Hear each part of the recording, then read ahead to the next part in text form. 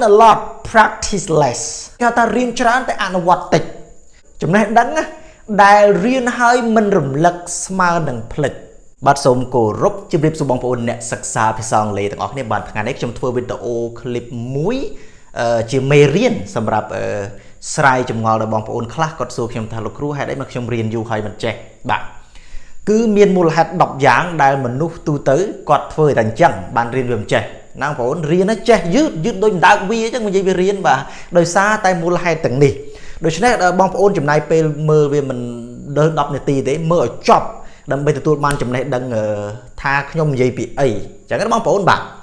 អូខេតោះខ្ញុំដាក់ចំណងជើងថា10ហេតុគឺ10មូលហេតុដែលរៀនអង់គ្លេសមិនចេះឬរៀនអង់គ្លេសចេះយឺតដូចដើកវាបាទ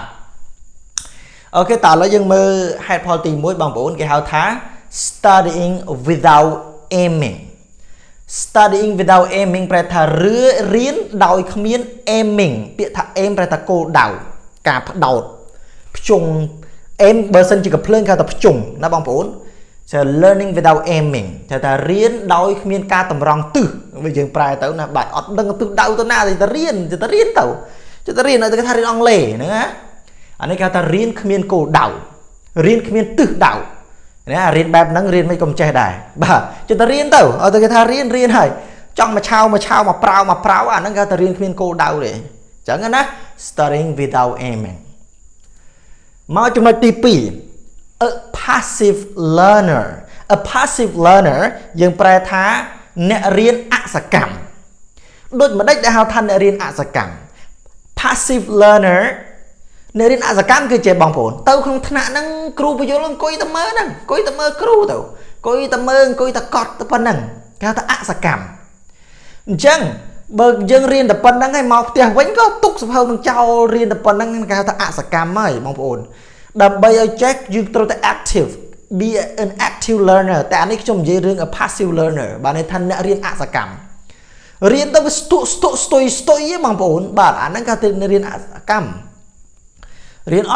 ត់មានសកម្មភាពអីយកទៅនិយាយយកទៅប្រើបងប្អូនអាហ្នឹងវាតឲ្យយើងខំឆ្នៃដោយខ្លួនឯងបងប្អូនបាទអត់អាចពឹងសាលាពឹងគ្រូបានទេណាអត់មានទេគឺ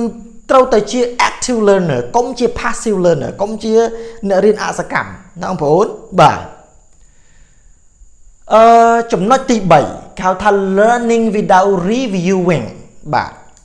ពាក្យថា learning without reviewing ប្រែថារៀនដោយគ្មាន reviewing រំលឹក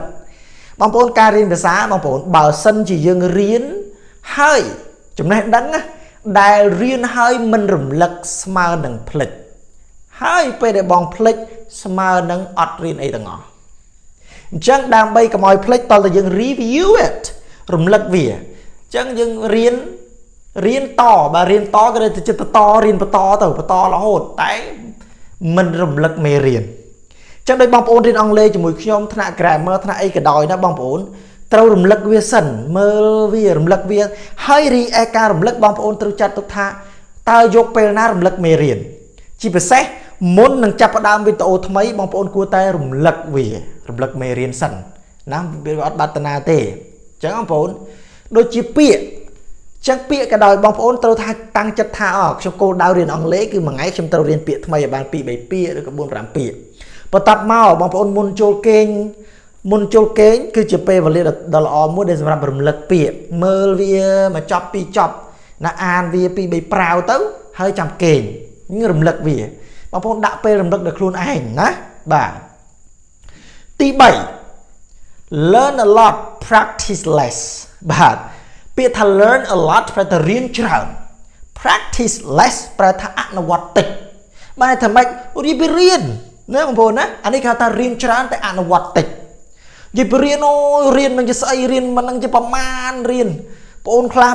ក៏រៀននិយាយពីគ្រូរកគ្រូដូរសាលាដូរគ្រូនិយាយពីដូរគ្រូនេះល្អទៅហើយសាលានេះល្អទៅហើយតែនិយាយពីរៀនហ្នឹងគេហៅសាហាវរៀនមែនតែ practice less អនុវត្តតិចបើយើង learn a lot ហើយ practice តិច practice less នេះវាអត់រីកចម្រើនទេបងប្អូនបានតែរៀនរីកចម្រើនយឺតណាស់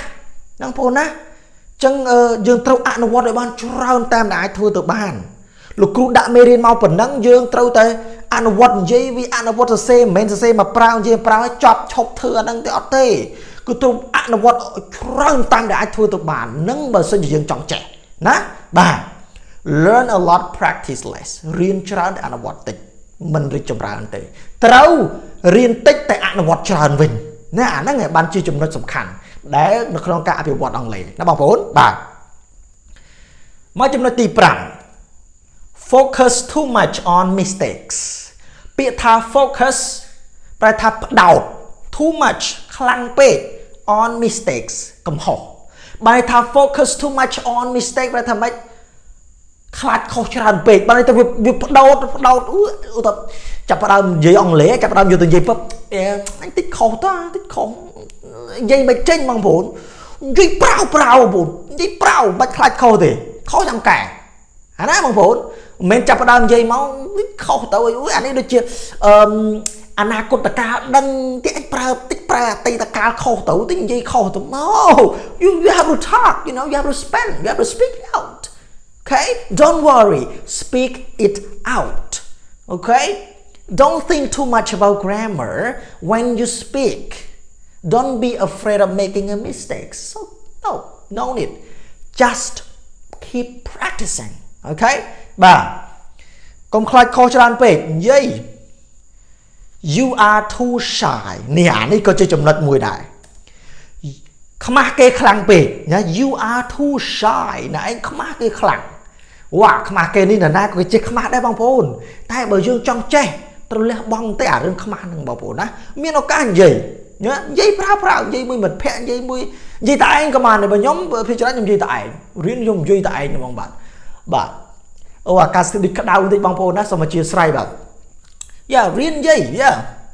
កុំខ្មាស់គេ okay don't be shy keep practicing don't worry don't be afraid of making a mistake and don't be shy speak it out practice it every day okay បាទខ្មាស់គេពេកកុំចំណុចទី7 you don't have time ពាក្យថា you don't have time ប្រែថាអ្នកអត់មានពេលពេលខ្លះយើងរវល់ច្រើនមែនទេបងប្អូនធ្វើការងារធ្វើអីទៅចុះឈ្មោះរៀនអង់គ្លេសរវល់ច្រើនពេក you don't have time so បើយើងអត់ have time យើងធ្វើមិនបានចេះអញ្ចឹងរៀនភាសាបងប្អូនអានេះគេថាគ្មានពេលវេលាឲ្យវា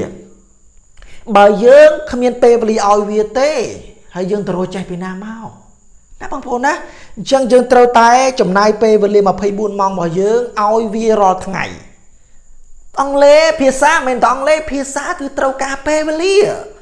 ដើម្បីអនុវត្តដើម្បីសរសេរដើម្បីអានដើម្បីនិយាយចុះបើបងប្អូន have no time for it if you don't have time for it how can you make progress how can you improve your English so you have to afford or give some time to your English practice okay បាទបើអត់មានពេលណាចេះណាបងប្អូនណាចំណុចទី8 lack of responsibility បាទពាក្យថា lack of ប្រែថាខ្វះខាតអីគេ responsibility ពាក្យថា responsibility គឺទំនួលខុសត្រូវណាបងប្អូនណាអញ្ចឹងខ្វះការទទួលខុសត្រូវគេថា lack of responsibility អញ្ចឹងបើសិនជាយើងតាំងចិត្តថាខ្លួនឯងជាអ្នករៀនជាសិស្សហើយនោះត្រូវចាំថាបើគ្រូដាក់មេរៀនមកត្រូវតែ your responsibility ការទទួលខុសត្រូវរបស់បងប្អូនណាត្រូវតែសរសេរមេរៀនអ្វីដែលគ្រូដាក់លំហាត់ត្រូវតែធ្វើមេរៀនមានត្រូវតែសរសេរអាហ្នឹងគេហៅថា responsibility បើយើងខ្វះការទទួលខុសត្រូវហើយទៅអញរៀនអនឡាញគ្រូមានបានសញ្ញាបត្រសញ្ញាអីផងមិនសេក៏បាន no problem បាទបើសិនជាយើង no problem យើងនឹងមាន problem ជាមួយនឹងអត់ចេះហើយSo you have to take responsibility ទទួលខុសត្រូវលើអ្វីដែលខ្លួនឯងបានសម្រេចចិត្តថារៀនហើយអញ្ចឹងណាបងប្អូនបាទចំណុចមួយទៀតគេហៅថា do not do more research យើងប្រែថាអត់ស្រាវជ្រាវបន្ថែមណា do not do more research អត់ធ្វើការស្រាវជ្រាវបន្ថែមទេណាគ្រូដាក់ប៉ុណ្ណាតែប៉ុណ្ណឹងគ្រូធ្វើឲ្យធ្វើតែប៉ុណ្ណឹងតែប៉ុណ្ណឹងអាហ្នឹងក៏រីកចម្រើនយឺតដែរ you have to do more research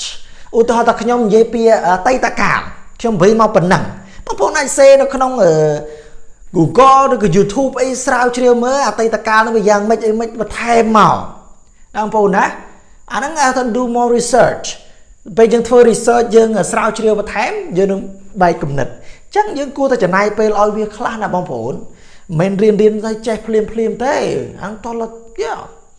ចុងក្រោយទី10 lack of patience lack of ប្រែតែខ្វះមែនទេ patience ប្រែថាការអត់ធន់នេះអាខ្វះការអត់ធន់នេះគឺជារឿង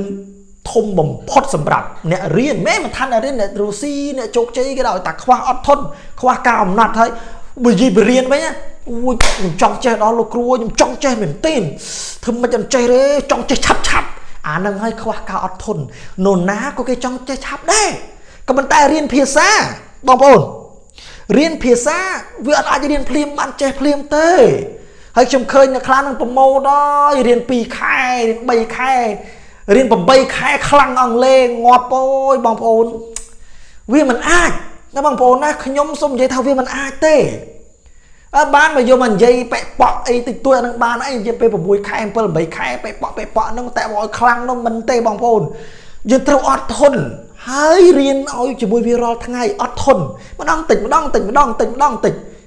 បងប្អូនណាអាហ្នឹងមិនចេះតែបើរៀនចង់ចេះឆាប់ហើយដល់ពេលរៀនវាឧទាហរណ៍រៀនគ្រប់3 ខែអត់ចេះអូឈប់ហើយខ្ជិលឡារៀនមិនកុំចេះ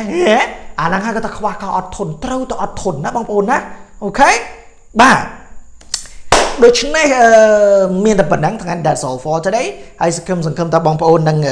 ទទួលបាននៅមេរៀនថ្មីពីខ្ញុំបាទហើយបើបងប្អូនគិតថាវីដេអូនេះល្អជួយ Subscribe Channel Dek Rean ហើយជួយ Share វីដេអូនេះផងណាបាទសូមអរគុណសូមជម្រាបលាបាយបាយ